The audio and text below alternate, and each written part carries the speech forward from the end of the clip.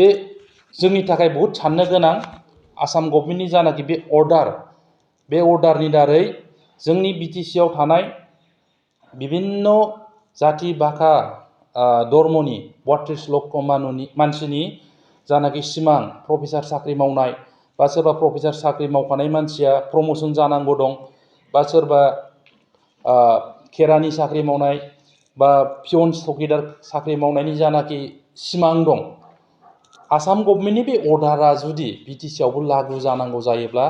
जों बहुत डिप्राइभ जागोन वन्चित जागोन खारन बे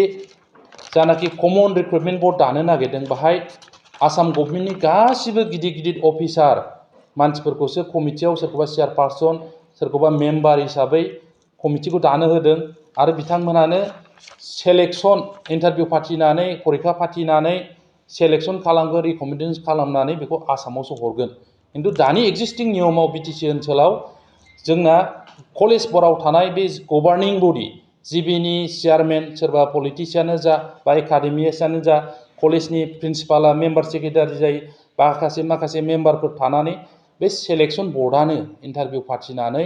सोरनाबा एपिआइ स्कर मार्कशिट टार्कशिट गासिबो नर्म्सफ्रा क्लियार जायोबा बेखौनो मोजां मानसिखौ सेलेक्शन खालामनानै जिबिया बिटिसिनि डाइरेक्टर अफ एडुकेसनाव एप्रुभेल लानानै फिर कलेजफ्राव जिबिया एपइन्टमेन्टखौ होयोमोन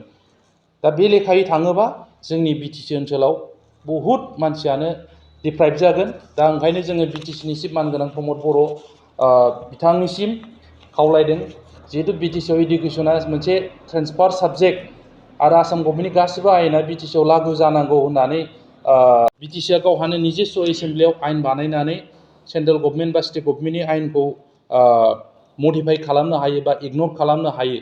दा बिटिसि ओनसोलाव जाहाथे नैबेयो जोंना जिहेतु 6 शिड्युल हिसाबै अट'नमि लेजिस्लेटिभ पावार दं हिसाबै बे अर्डारखौ आसाम गभर्नमेन्टनि डाइरेक्टर अफ हायार एडुकेसननि जानाखि 23 तारिख नैबे मार्चनि 21 तारिखआव जानाखि अर्डार हरदों जाहाथे बिटिसिआव बेखौ लागु खालामहोआ बेखौ जोङो बड'लेण्ड फरायसा आफाद बिएसइउनि जानानै प्रमद बर' बिथां जायनाखि बिटिसिनि मानगोनां चिफ बिथांनिसिम जों खावलायहरबाय बेखिनि जों बहुत डिप्राइभ जागोन बाहाय नट अनलि गोदान फ्रेश एपइन्टमेन्ट नङा जायफ्रानाखि एक्जिस्टिं मावखानाय एसिस्टेन्ट प्रफेसार बिसिनि प्रमोशन मेटारखौबो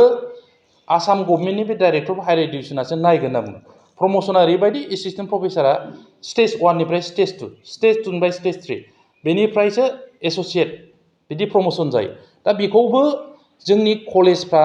गावबागाव आइकिउएसि इन्टारनेल क्वालिटि एसुरेन्स सेल मोनसे थायोमोन बिसोरनो नायनानै कलेजानो प्रमोशनखौ खालामोमोन दा बे बेलायावबो बेखौ डिएसि डाइरेक्टर अफ हायार एडुकेसनासो सवासिथा खालामगोन नायगोन बे खोथाखौ बाव लिरदों आरो फ्रेश एपइन्टमेन्टनि बेलायावबो नैबे Assam colleges services recruitment board बिथांमोनासो इन्टारभिउ एडभार्टाइज होगोन इन्टारभिउ फाथिगोन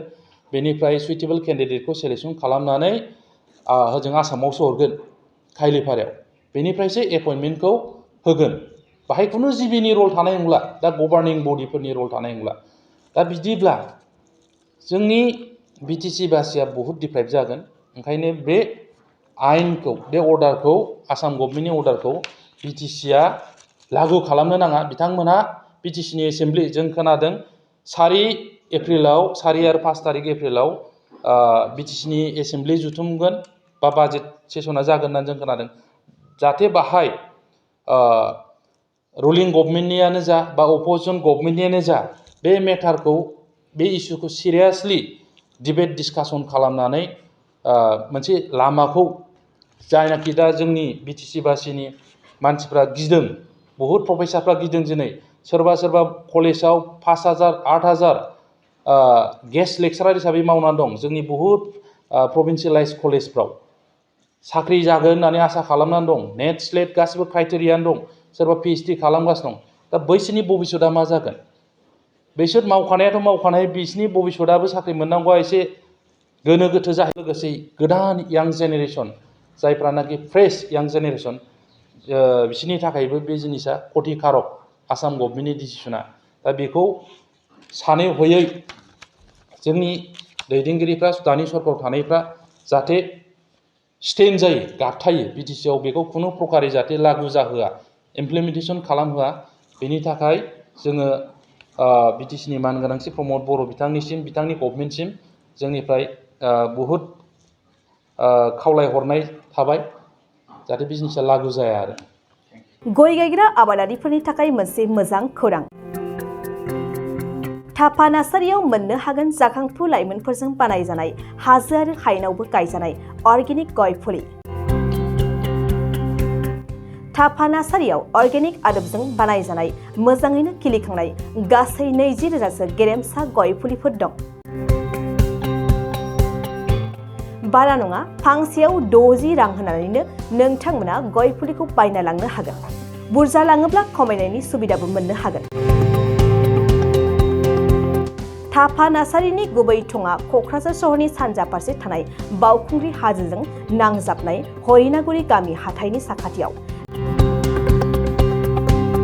बे अर्गेनिक गय फुलिफोरखौ लांफैनोब्ला नोंथाङा 8011837272 नङाब्ला 9707460226 जानबुं अनजिमायाव थोंजोङै जगाजग खालामहरनो हागोन।